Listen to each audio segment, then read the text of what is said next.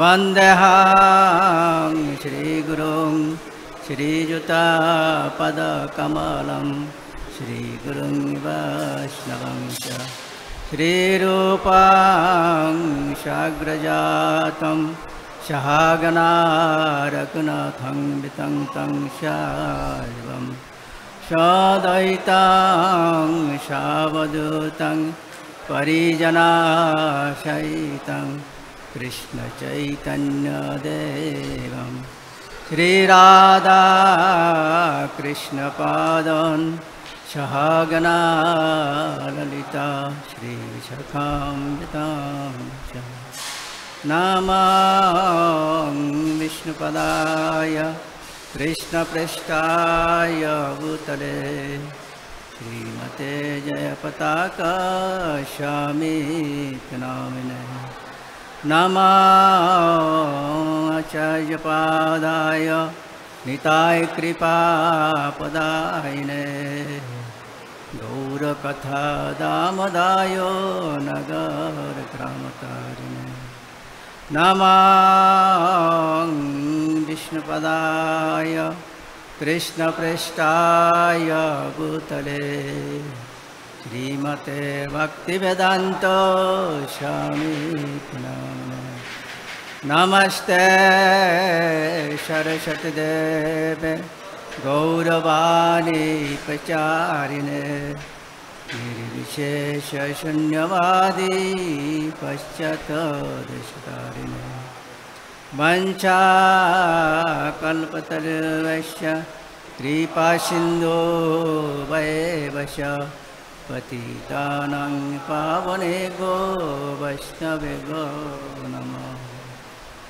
हे कृष्णा करुणा सिन्धु दीनबन्धो जगत्पते गोपेश गोपिकान्तो राधाकान्त नमस्तुते तप्त काञ्चन गौरांगी राधे वृन्दावनेश्वरी विश्ववानुसुत देवी प्रणमामि हरिप्रिये वृन्दाय तुलसीदेवाय प्रियाय केशवश्च कृष्ण भक्ति प्रदेवी सत्यभक्ताय नमः। जय श्री कृष्ण चैतन्य प्रभु नित्यानंद श्री अद्वैत गदाधर श्रीवासादि श्रीगुरुभक्तवृंद। हरे कृष्णा कृष्ण कृष्ण हरे हरे हरे राम राम राम हरे हरे। ओं नमो भगवते वासुदेवाय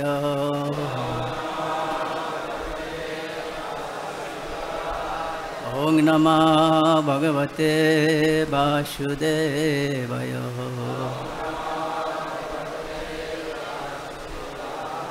ओं नमो भगवते वासुदेवाय।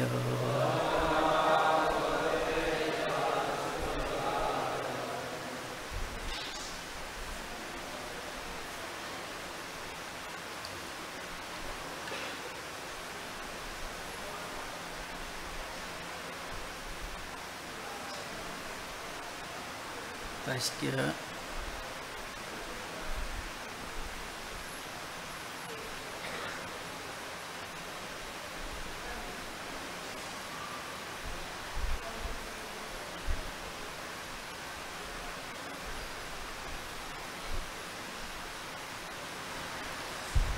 Taşke 45 থেকে 49 শ্লোক আছে। প্রথম 3টে শ্লোক আমি পাঠ করব, 4টে।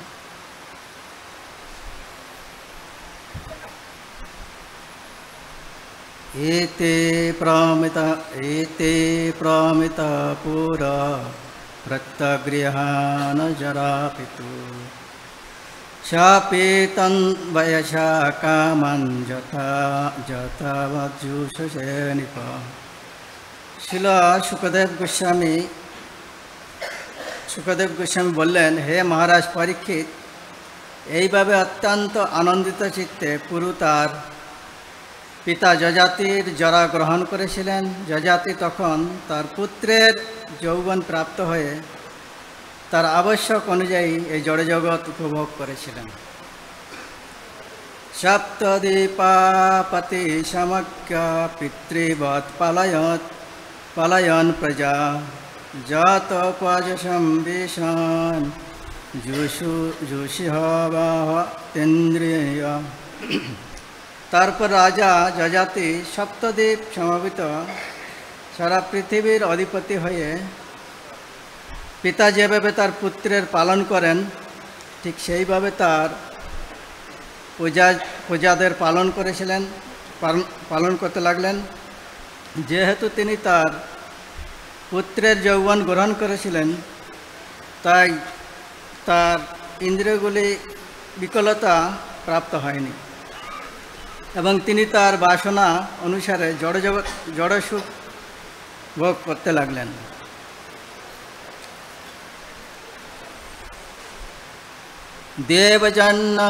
দেবজন্নপনুদীনম মানবাগ দেহবাস্তবে প্রিয়স্য পরমং প্রীতুম উবাহোপি অশিরঃ। মহারাজ যজাতির প্রিয়তমা পত্নী দেবযানী সর্বদা নির্জন স্থানে তার মন, বাক্য, দেহ এবং অন্যান্য বস্তুর দ্বারা তার পতির পরম আনন্দ বিধান করেছিলেন।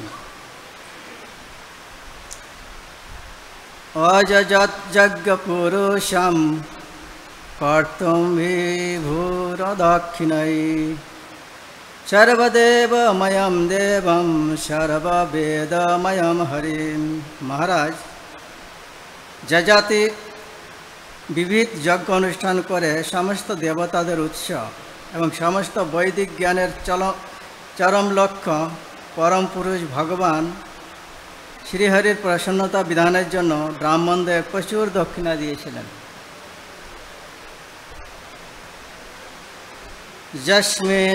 যস্মিনিদং বিরাচিতাম ভম্নিব জলদাবলি নানেবতি নাবাতে স্বপ্নমায়া মনোরথ। যস্মিনিদং বিরাচিতাম ভম্নিব জলদানবি নানেবতি জানাভাতি স্বপ্নমায়া মনোরথ। যস্মিনিদং বিরাচিতম ভম্নিব জলদাবলি নানেবতি নাবাতি স্বপ্নমায়া মনোরথ।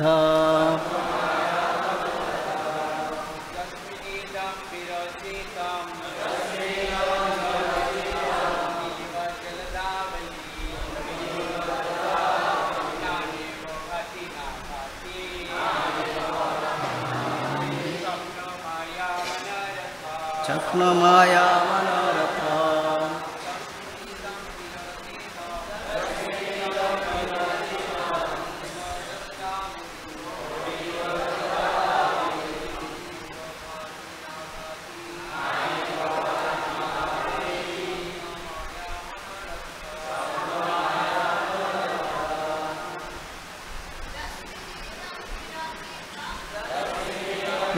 রাচেতম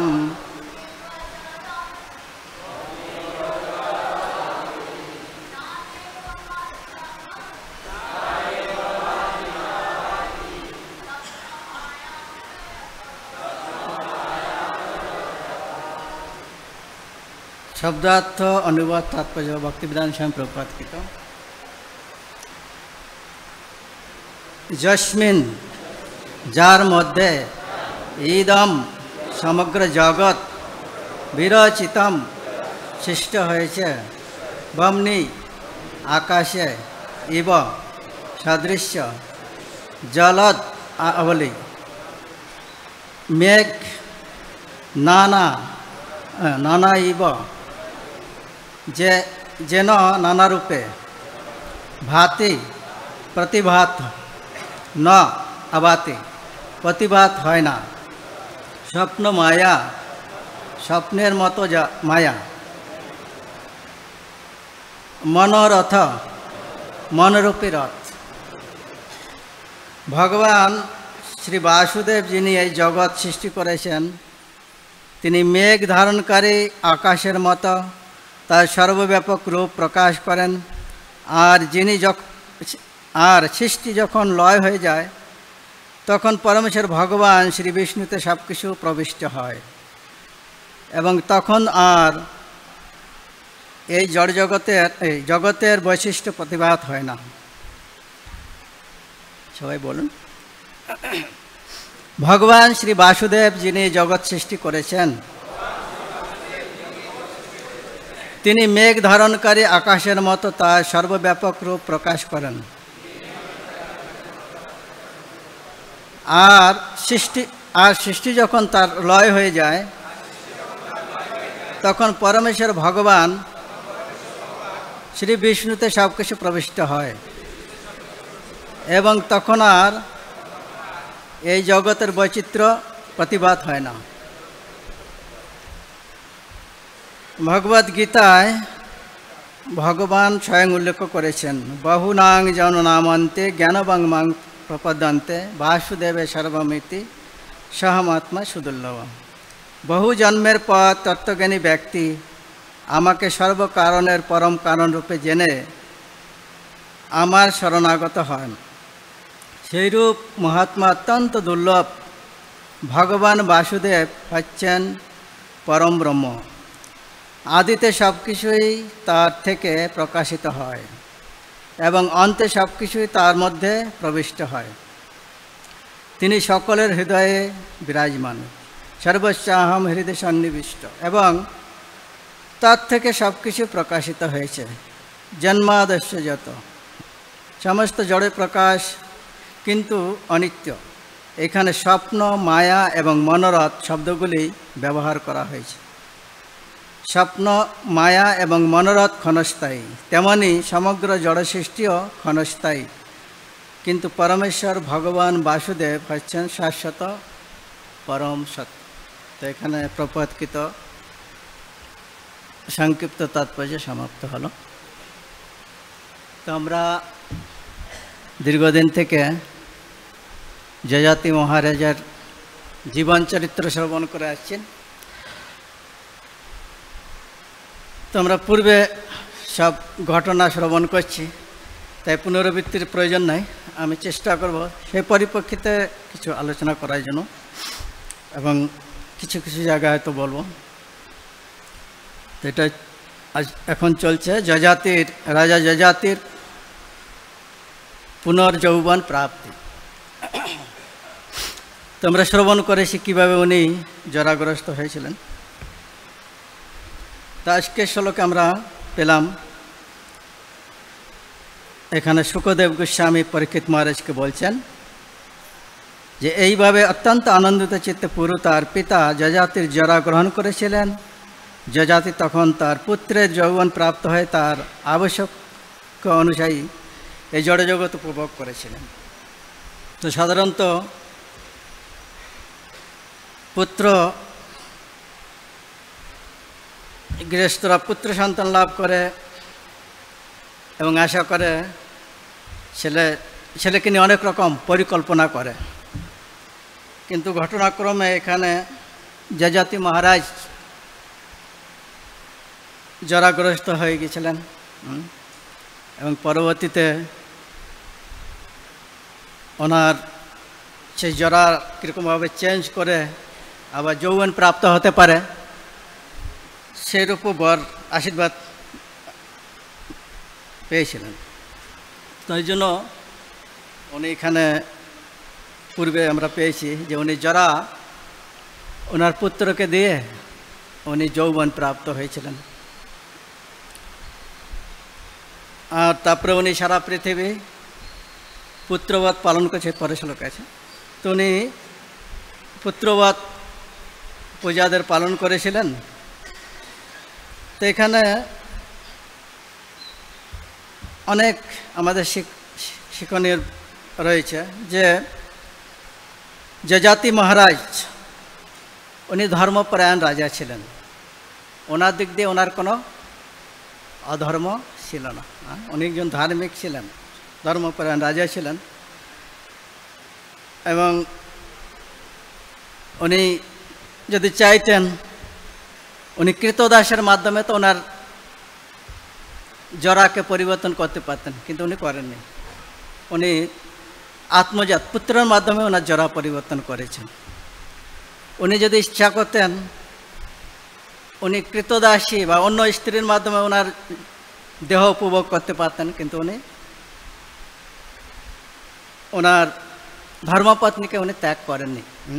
তো এখানে যেরকম আমরা পূর্বে শ্রবণ করেছি, দেবযানী সামান্য স্বার্থের জন্য ওনার স্বামীর অবাধ্য হয়ে ওনার কি পিতৃগৃহে গিয়েছেন অভিযোগ করতে, এবং যজাতি ওনার পদ সম্মোহন পর্যন্ত করেছেন না, ক্ষমা পর্যন্ত চেয়েছেন যে তুমি এরকম করো না। কিন্তু তা সত্ত্বেও দেবযানী ওনার পিতার কাছে যে অভিযোগ করেছেন। কিন্তু এখান থেকে একটা বিশেষ বর্তমান যুগের শিক্ষণ, এই যে বর্তমান যুগে দেখা যায় স্বামী স্ত্রীর মধ্যে সামান্য 19-20 হলে তারা কি ডিভোর্স দেয়। কিন্তু দেবযানী অনেক ভুল করলেও যেহেতু যজাতি মহারাজ ছিলেন একজন ধর্মপরায়ণ রাজা, তাই জন্য ওনার স্ত্রীকে উনি পরিত্যাগ করেন। তো এটা একটা খুব গুরুত্বপূর্ণ বিষয়। আর তারপরে সাধারণত ছেলে বাবা মা মনে করে ছেলে বড় হবে, তাকে বিবাহ দিবে এবং তারপর তাকে নিয়ে অনেক প্ল্যান প্রোগ্রাম থাকে। কিন্তু এখানে তার উল্টো যজাতি মহারাজ বাধ্য হয়েছে ওনার জরা ওনার ছেলেকে দিয়ে উনি যৌবন প্রাপ্ত হয়ে উনি উপভোগ করছেন, কিন্তু সেরে বৃদ্ধ হয়ে ঘরে বসে আছেন। তো এখানে আর একটা যে পুরু কখনো দুঃখের সহিত ওনার পিতাকে যৌবন দেয়নি।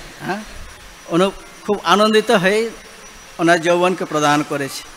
আর যজাতি মহারাজও ওনার পুত্রকে পিতৃবৎ পালন করেছে। জরা হয়ে গেছে। তো সাধারণত শাস্ত্রে রয়েছে যে পিতামাতা যখন বৃদ্ধ হয় তাকে পুত্র সন্তানের মতনই প্রতিপালন করা উচিত। তো এখানে ঘটনাচক্রে পুরো জরা গ্রহণ করলো। উনি যেহেতু ওনার পিতার দ্বারাই জরা প্রাপ্ত হয়েছেন, তাই জন্য উনি কোনো দুঃখ পাননি। এবং যজাতি মহারাজও ওনার সেবায় কি কোনো অবহেলা করে পিতৃবৎ পালন করেছে। এটা একটা গৌরবের বিষয়। আমরা গ্রামঘরে দেখি, জয় শ্রী রাধা মাধব পঞ্চদত্ত সিংহদেবকে গ্রামঘরে দেখি অনেক সময় পিতামাতা স্নেহবশত তার মা ছেলে মেয়েকে কি বুড়ো বুড়ি বলে ডাকে। বুড়ো, এটা বলে। এখন হচ্ছে খোকা খোকি বা অন্যরকম কিছু বলে। কিন্তু সাধারণত গ্রামঘরে দেখা যায় অনেক সময় বাবা স্নেহবত ছেলেকে বলে বুড়ো তোর মাকে ডেকে দে, বা মা ছেলেকে বলে বুড়ো তোর ছেলেকে ডেকে দে, নাম নেয় না। তো এটা একটা আগে বৈদিক সভ্যতা অনুসারে তোমার এরকমভাবে নাম ধরে ডাকাডাকি স্বামী স্ত্রী কখনো করতেন না, কিন্তু বর্তমান সমাজে এগুলো চলে। তো এরকম ছিল। তো এই জন্য পুরু যজাতির দ্বারা জরাগ্রস্ত হয়েও উনি দুঃখপ্রাপ্ত হয়নি। আর ওনার পিতার দ্বারা পিতৃবৎ পালিত হয়েছেন। উনি যদিও ভিতরে খুব অনুতপ্ত ছিলেন, কে যজাতি মহারাজ, কিন্তু তথাপি উনি ওনার ছেলের প্রতি অবহেলা না করে প্রতিপালন করেছেন। ওনার যৌবন নিয়ে উনি দীর্ঘকাল উপভোগ করে। এখানে বলছে 1000 বছর। তারপরে শ্লোক আমরা পেলাম, রাজা যজাতি সপ্তদ্বীপ সমবেত সারা পৃথিবী অধিপতি হয়ে পিতা যেভাবে তার পুত্রদের পালন করেন ঠিক সেইভাবে তার প্রজাদের পালন করতে লাগলেন। যেহেতু তিনি তার পুত্রের যৌবন গ্রহণ করেছিলেন, তাই তার ইন্দ্রিয়গুলি বিকলতা প্রাপ্ত হয়নি এবং তিনি তার বাসনানুসারে জড় সুখভোগ করতে লাগলেন। তারপরে শ্লোকে বলছে, মহারাজ যজাতির প্রিয়তমা পত্নী দেবযানী সর্বদা নির্জনেষ্ণা তার মন, বাক্য, দেহ এবং অন্যান্য বস্তুর দ্বারা তার পতির পরম আনন্দ বিধান করেছিলেন। তো যজাতি এখানে যে পূর্বের মতন ওনার স্বামীর কি সেবা করছেন। এটা একটা যে সতী রমণী কখনো তার পতিকে কি পরিত্যাগ করে না, সেবা করে না। তো এখানে এটা সমাজের একটা বিশেষ শিক্ষণীয় বিষয়। তারপরে বলছে, মহারাজ যজাতি বিবিধ যজ্ঞ অনুষ্ঠান করে সমস্ত দেবতাদের উৎস এবং সমস্ত বৈদিক জ্ঞানের চরম লক্ষ্য পরম পুরুষ ভগবান শ্রীহরির প্রসন্নতা বিধানের জন্য ব্রাহ্মণদের প্রচুর দক্ষিণা দিয়েছিলেন। তো এটা হচ্ছে আজকের বিশেষ শিক্ষা। তো আমরা ভাগবত গীতাতেও পাই, তোমার ভগবান অর্জুনকে শিক্ষা দিয়েছেন, কর্মণ্যৈবাহি সংসিদ্ধি অস্থিতা জনক আদয় লোকস্য সংগ্রামপি সংস্পর্শম কর্তুমহর্ষি। যে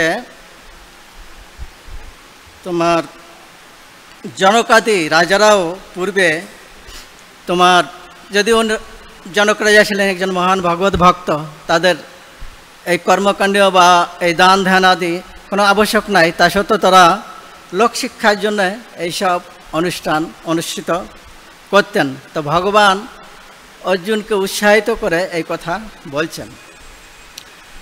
তো জনক রাজা আদি, শুধু জনক রাজা শুধু বলে, এরকম বহু রাজা পূর্বে এরকমভাবে দান ধ্যান করে প্রজাদের ব্রাহ্মণদের। তো আমরা পরের শ্লোকে পাই যে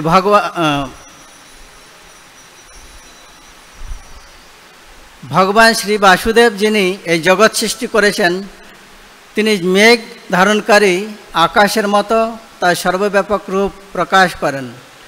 আর সৃষ্টি যখন লয় হয়ে যায়, তখন পরমেশ্বর ভগবান শ্রী বিষ্ণুতে সব কিছু প্রবিষ্ট হয় এবং তখন আর এই জগতের বৈচিত্র্য প্রতিবাদ হয় না।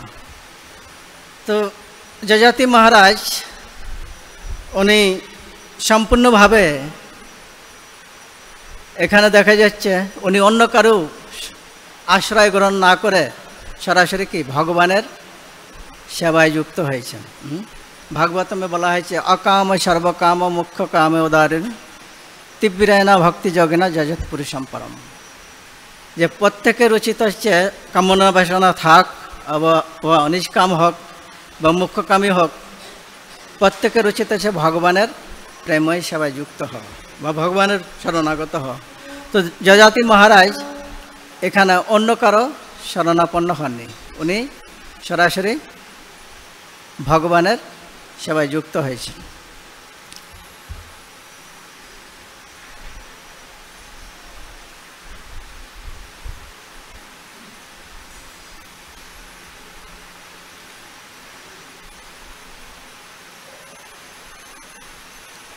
তো এই শ্লোকের তাৎপর্যে প্রভুপাদ সুন্দর উদাহরণ দিয়েছে যে কীরকমভাবে যে বহু বহু জন্মের পরে কেউ ভগবানের ভক্ত হতে পারে, সেই সম্বন্ধে উনি এখানে উপস্থাপন করেছে। তো যজাতি মহারাজ যেহেতু দীর্ঘদিন উনি সংসার উপভোগ করেছেন, তো উনি সব কিছু উপলব্ধি করার পরেই এই সংসারকে পরিত্যাগ করেছেন, আর তারপরে আবার জরা গ্রহণ করেছেন আর ওনার ছেলেকে কি যৌবন ফিরে দিয়েছেন। তো ভাগবত গীতা পায় যে যেসাম তন্ত গতাঙ্গ পাপং জননাম পুণ্য কর্মনাম তে দ্বন্দ্বানি মুক্ত ভজন্তে মাং দৃঢ়ব্রতা, যে সমস্ত পুণ্যবান ব্যক্তি, যে সমস্ত পুণ্যবান ব্যক্তির পাপ সম্পূর্ণভাবে দূরীভূত হয়েছে এবং যারা দ্বন্দ্ব মোহ থেকে মুক্ত হয়েছেন, তারা নিষ্ঠার সঙ্গে আমার ভজনা করেন, ভগবান বলছেন। তো যজাতি মহারাজ উনি ভগবানের সেবা করেছেন। তার সঙ্গে আমরা এখানে পেলাম যে উনি যখন রাজ্য শাসন করেছেন, তখন উনি প্রচুর দান ধ্যানও করেছেন। তো আমি পরে এই দান সম্বন্ধে আমি দুইটা উপাখ্যান বলার চেষ্টা করব, তাতে বুঝতে সুবিধে হবে। তো আমরা আরেকটা দেখতে পারি যে যজাতি মহারাজ যেহেতু উনি কামের দ্বারা পরিচালিত হয়েছিলেন, তাই জন্য ওনাকে কলহ দ্বন্দ্বর সম্মুখীন হতে হয়েছিল। তো এখান থেকে একটা শিক্ষণীয়, যখন কেউ কামের দ্বারা প্রতারিত হয়, তখন তাকে এক কলহ দ্বন্দ্ব দ্বারা প্রভাবিত হতে হয়। কিন্তু গৃহস্থ জীবনে সেগুলো স্বাভাবিকভাবে কি হজম করতে হয়, বিশেষ করে। তাই জন্য যদি পরস্পরে কলহদ্বন্দ্ব করে, পরস্পরের প্রতি বিরূপ ভাব পোষণ করে, পরস্পরকে ত্যাগ করে, তো তাই জন্য তাদের কি পাপ হয়, পাপ ভোগ করতে হয়। তো যজাতি মহারাজ উনি সব কিছু জানা সত্ত্বেও উনি সেগুলো কি সহ্য করেছেন এবং উনি সুন্দরভাবে পূজা প্রতিপালন করেছেন। উনি সুন্দরভাবে এখানে বর্ণনা দিয়েছে পূজাদের কি পুত্রবৎ প্রতিপালন করতেন, যাতে পুত্ররা একটিও উনি ওনার প্রতি বিদ্রুপ বা অখুশি না হন, নিজের ছেলের মতন। তো এরকমভাবে আমরা অনেক ঘটনা পাই। এই যে পুরুরুবা যে ওনার পিতা সেবা করলেন, এই পুরু, তদ্রূপ আমরা দেখতে পারি ভীষ্মদেব দেবব্রত, উনি শান্তনুর মন ইচ্ছা অনুসারে ওনার পিতা মৎস্যকন্যা প্রতি আকৃষ্ট হয়েছিলেন বা উনি ইচ্ছা করেছিলেন ওনাকে প্রাপ্ত হওয়ার জন্য। আর দেবব্রত ওনার পিতার ইচ্ছা যে নেই,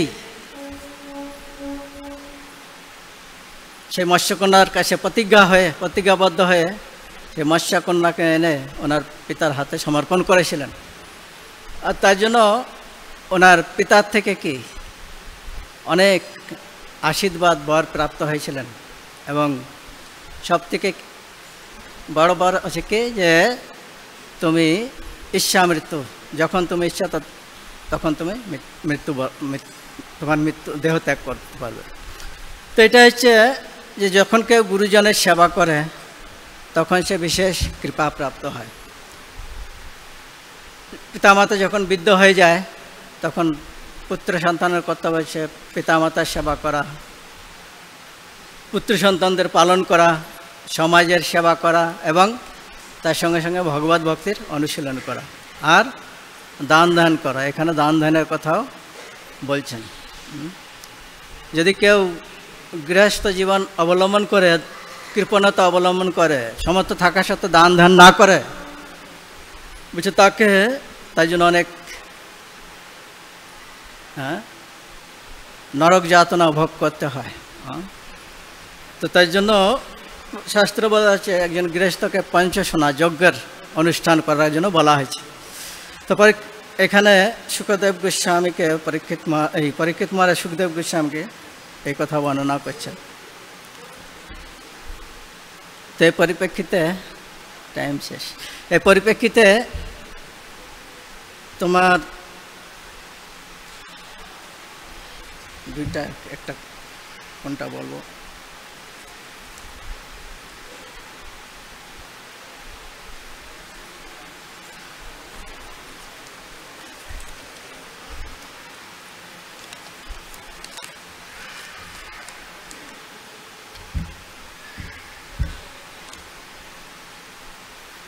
দেবমালী নামে একজন ব্রাহ্মণ ছিলেন। তিনি খুব ধর্মপ্রায়ণ, যাজন যোজন অধ্যয়ন, ব্রাহ্মণের যে জীবনে যা কর্তব্য সব পালন করতেন, এবং কিন্তু তিনি ছিলেন অপুত্রক। আর তার ফলে তিনি মনে মনে খুব দুঃখিত ছিলেন যে আমার যদি একটা পুত্র হতো আমি সুখী হতাম। তো এক সময় নারদ মুনির কৃপায় উনি এই পুত্র লাভ করেন। তো নারদ মুনি যখন ওনার গৃহে আসেন, নারদ মুনিকে উনি খুব সুন্দরভাবে অভ্যর্থনা করেন, ওনার পুজো অর্চনা করেন। আর তারপরে নারদ মুনি সন্তুষ্ট হয়ে ওনাকে আশীর্বাদ করেন, তোমার একটি নয় 2টি পুত্র হবে। তো প্রথম পুত্রের নাম রাখেন যজ্ঞমালী, যেহেতু যজ্ঞ করার মাধ্যমে উৎপন্ন হয়েছিল। আর দ্বিতীয় পুত্রের নাম রাখে সুমালী। তো যজ্ঞমালী খুব ধার্মিক ছিলেন, দান ধ্যান তপস্যা এগুলো খুব নিষ্ঠার সহিত, খুব খনন, সমাজে যত মঙ্গলকর পুণ্যকর্ম সব করতেন, এবং পিতামাতার সেবা করা। আর তারপর পূর্বে এরা যখন বড় হয়, যজ্ঞমালী আর সুমালী যখন বড় হয়, ওনার পিতা দেবমালী উনি এই পুত্রদের উপর সব কিছু সম্প্রদান করে ওনার সম্পদ সমানভাবে বন্টন করে ওনার স্ত্রীকে নিয়ে উনি বনে গমন করে। এবং বনে যে জয়ন্তী নামে এক ঋষির থেকে উপদেশ প্রাপ্ত হয়নি, বৃন্দাবন যে ভজন করে ভগবত প্রাপ্ত হন। আর এই যজ্ঞমালী উনি সুন্দরভাবে দান ধ্যান করতে লাগলেন, কিন্তু সুমালুই আচ্ছা তার বিপরীত, নাম অনুসারে তার কাজ হচ্ছে বিপরীত ছিল, মানে কুমালী ধরুন। যত অপকর্ম, এই যে 4টে যে পাপ কর্ম, এগুলো সব তার মধ্যে ছিল। অবৈধ স্ত্রী সঙ্গ, আমিষাহার, দ্রুত ক্রিয়া, তারপরে অবৈধ স্ত্রী সঙ্গ, এগুলো করত। আর এইভাবে সে পিতার যে সম্পদ সব নষ্ট করে ফেলে। তারপরে আরও যত অপকর্ম করতে পারে যেটা রয়েছে, যখন সম্পদ থাকে না, কি চুরি ডাকাতি বাটপাড়ে সব করতে শুরু করলেন। তো এক সময় যজ্ঞমালী তার নির্জনে তার ভাইকে কিছু হিতোপদেশ করার জন্য তাকে বলতে লাগলেন, কিন্তু ফল বিপরীত হলো। এই যজ্ঞমালীকে সুমালীকে প্রহার করতে লাগলেন। আর তার ফলে প্রতিবাসীর লোক ছুটে এসে এই সুমালীকে বন্ধন করে, বেঁধে তাকে প্রহার করার চেষ্টা করে, কিন্তু যজ্ঞমালী নিষেধ করে না। তো এরকমভাবে তাকে ছেড়ে দেয়। তো এক সময় এই দুজনের মৃত্যু হয়। আর দুজনের যখন মৃত্যু হয়, এই যজ্ঞমালীকে দুজন বিষ্ণুদূত পুষ্পবিমানে নিয়ে যাচ্ছিলেন স্বর্গে। আর যেতে যেতে স্বর্গে বাবা বৈকুণ্ঠে, যেহেতু উনি ভগবত সেবা করেছেন, তো তারপরে যেতে যেতে দেখছি একটা জায়গা খুব ক্রন্দন হচ্ছে, চিৎকার হচ্ছে, আর বিকট চেহারা দুইজন ব্যক্তি এই একজন ব্যক্তিকে খুব প্রহার করছে, লোহা শিকলে বেঁধে দিয়েছে, আর লোহার মুগুর দেখি খুব পিটাচ্ছে। তো যজ্ঞমালী জিজ্ঞাসা করছে এই দুজন কে, আর ওই যাকে পিটাচ্ছে বা কে? তখন বিষ্ণুদূত বর্ণনা করছে এরা হচ্ছে যমদূত, আর ওই হচ্ছে তোমার ভাই কি সুমালী। তো সুমালী যখন এটা শুনলেন, এই যজ্ঞমালী যখন শুনলেন, মনে খুব দুঃখ পেলেন।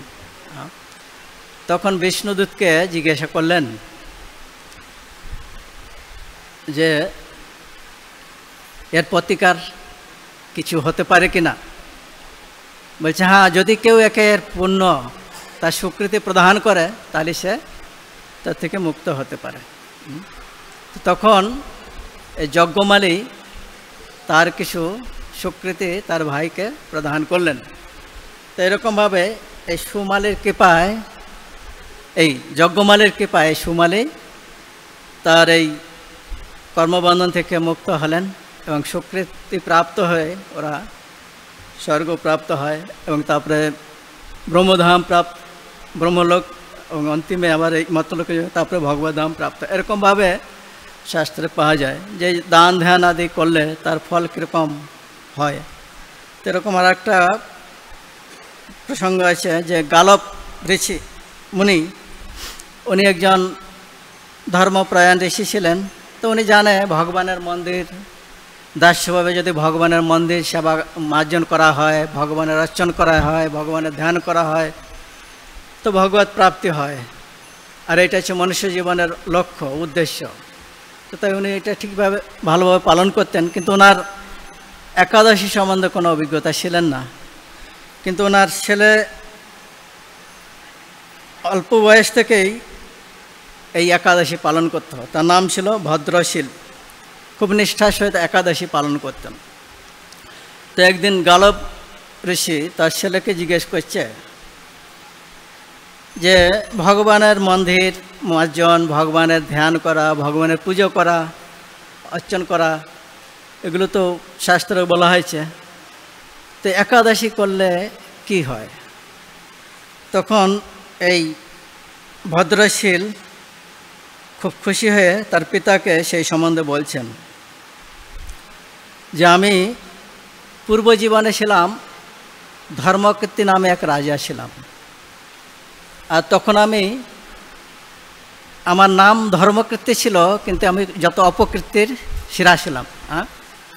আমি অত অপকীর্তি করতাম যে পূজারা আমাকে ভালোবাসতো না, কিন্তু আমি ছিলাম রাজা, তার জন্য বাধ্য হয়ে আমার কথা শুনতে সবাই কি বাধ্য হতো। তো এরকমভাবে আমি এক সময় মৃগয়ে যাই, আর আমার সঙ্গে কতিপয় প্রজাও ছিল। তো মৃগয়ে যখন যাই, ঘটনাচক্রে একটা মৃগকে আমরা আবদ্ধ করি, ঘেরাও করি, আর তারপরে আমি ঘোষণা করি এই মৃগ যার দিক থেকে পলায়ন করবে, সে যদি তাকে কী বলে হত্যা না করতে পারে, তাহলে তার সব অংশে তাকে কি নিধন করা হবে। তো এরকমভাবে আমি যখন বারবার ঘোষণা করছিলাম, তো তাই জন্য আমার সঙ্গের যারা প্রজা তারা খুব ভয় পেয়ে তারা খুব সাবধান হয়েছিল, যাতে আমার দিক দিয়ে কমপক্ষে এই হরিণ পালিয়ে না যেতে পারে। আর ওই হরিণ চিন্তা করলো যে আমি যদি এই প্রজাদের দিকে যাব, তাহলে একজনের জন্য পুরো একটা বংশ পরিবার কি ধ্বংস হবে। তো তাই জন্য বরং আমার প্রাণ যায়, আমি রাজার দিকেই যাব। আর যদি প্রাণ যায়, তা তো আমার এই পশু জীবন থেকে কি মুক্ত হব, আর দ্বিতীয় রাজা অপমানিত হবে, লজ্জিত হবে। তো তাই জন্য সেই হরিণ কী করলো না, এই রাজার দিক দিয়ে পলায়ন করলো, আর রাজা তাকে হত্যা করতে পারলো না। আর সেই দিন ছিল একাদশী, শুদ্ধ একাদশী। তো রাজা মনের দুঃখে বা লজ্জায় এই পূজাদের ত্যাগ করে সেই হরিণের পিছে পিছে ঘোড়া নিয়ে ছুটতে লাগলেন। আর ছুটতে ছুটতে ছুটতে বন থেকে বনান্তরে উনি যেতে লাগলেন, আর হরিণও ছুটতে লাগলো। তো এরকমভাবে যখন রাত হয়ে গেছে, একটা বৃক্ষের নিচে সে রাজা বিশ্রাম করতে বসছেন। আর যখন বিশ্রাম করছেন, তখন তো উনিতে মানে পরিশ্রান্ত হয়ে, ক্ষুধায় তৃষ্ণায় উনি খুব ক্লান্ত হয়ে সারা রাত্র এরকম প্রায় জেগে যায়। একাদশী দিন ছিল, দিন চলে গেছে, রাত চলে যাচ্ছে। তো এরকমভাবে অজ্ঞাত তার কি হলো, একাদশী নিশি পালন হয়ে গেল। একাদশী নিশি পালনের ফল পেয়ে গেল। তো এরকমভাবে তার কি দেহ ত্যাগ হয়ে গেল। সেই একাদশীর মুহূর্তে তার কি দেহ ত্যাগ হলো। তো তার জন্য তাকে দুইজন যমদূত এসে বন্দি করে নিয়ে যাচ্ছে, যমালয়ে নিয়ে গেছে। আর যমালয়ে যখন নিয়ে গেছে, তখন যমদূত তাদের যমদূতদের বহুত তিরস্কার করছে। আরে তোমরা ধর্মের প্রকৃত অর্থ মর্ম তোমরা কি ত্যাগ করেছো, ভুলে গেছো? এই ব্যক্তি নিষ্পাম, একে কেন এখানে নিয়ে এসছো? তো এরকমভাবে এই যমরাজ যমদূতদের কাকে নরক নিয়ে আসবে না সেই সম্বন্ধে ওখানে বলছেন, বর্ণনা করছেন যে যারা গুরুজনের পিতামাতার সেবা করে, যারা ভগবত সেবা করে, হ্যাঁ, ভগবানের মন্দিরে প্রণাম করে, মার্জন করে, তো এরকম ব্যক্তিকে কখন এখানে নিয়ে যাবে না, তাদের দূরের থেকে প্রণাম করবে। হ্যাঁ, তারা তোমাদের আমার দণ্ডের বাইরে। তো এরকমভাবে ধর্মরাজ তাদেরকে অনেক উপদেশ করার পরে সেই কি নাম ধর্মকীর্তি, সেই ধর্মকীর্তিকে অনেক পুজো করেছে, সম্মান করেছে। আর তারপরে স্বর্গের থেকে একটা দিব্য পুষ্প বিমান আসছে, আর সেই পুষ্প বিমানে ধর্মকীর্তি কোথায় চলে গেছে? স্বর্গে। কোটি কোটি বসে সেখানে উপভোগ করেছে স্বর্গ। তারপরে ব্রহ্মলোকে গিয়েছে, সেখানে কোটি কোটি বছর ব্রহ্মলোক উপভোগ করেছে। তারপরে মর্ত্যলোকে এসে গালব ঋষিকে বলছে যে আমি এখন আপনার সন্তানরূপে জন্মগ্রহণ করেছি। তো এরকমভাবে পুণ্যকর্ম করলে স্বর্গ প্রাপ্ত হয়, ব্রহ্মধাম প্রাপ্ত হয়। কিন্তু ভক্তি ভগবত ধাম প্রাপ্তির জন্য বা ভগবত ধামে যাওয়ার জন্য এই মনুষ্য শরীর হচ্ছে উপযোগী। তো তাই জন্য এখানে এটাই শিক্ষণীয় যে গালব ঋষির পুত্র ভদ্রশীল ওনার পিতাকে বলছে যে মানব জীবনের প্রকৃত উদ্দেশ্য হচ্ছে কি? ভগবত ভক্তি অনুশীলন করা এবং শ্রদ্ধা সহকারে একাদশী আদি এই উৎসব যাপন করা। তো এরকমভাবে পিতা পুত্র এই ভগবত উৎসব সুন্দরভাবে প্রতিপালন করে উভয়ে ভগবত ধাম প্রাপ্ত হলো। তো এটা একটা বিশেষ শিক্ষণীয় যে যত সময় পর্যন্ত কেউ নিবৃত্তি মার্গে পৌঁছাতে পারছে, তার আগে পর্যন্ত এই যে সমাজে যেটা দায়িত্ব কর্তব্য যে কেউ যদি পালন করছে, কেউ তাকে নিরুৎসাহিত করা উচিত নয়, তাকেও উৎসাহিত করা উচিত এবং তার সঙ্গে সঙ্গে ভগবত ভক্তির অনুশীলনের পরামর্শ দেওয়া উচিত। তো এটাই শাস্ত্রে দিগদর্শন করিয়েছেন। আর এইরকমভাবে স্বীকৃতি লাভ করতে করতে কেউ ভগবত ভক্তি অনুশীলন করতে পারে। আমরা যেটা আজকে শ্লোকে পেলাম যে বহুনাং জন্মনামান্তে জ্ঞানমাং মাং প্রপদান্তে বাসুদেবে ভগবতী এই সর্বমিতি সহমাত্মা সুদুর্লভম। তো এটা হচ্ছে তার মধ্যে সময় শেষ। समय तो गौर भक्तबिंद की, श्री राधा माधव की, श्रीमद् भागवतम की, तय गौर सीतानाथ नयनानंद प्रभु की।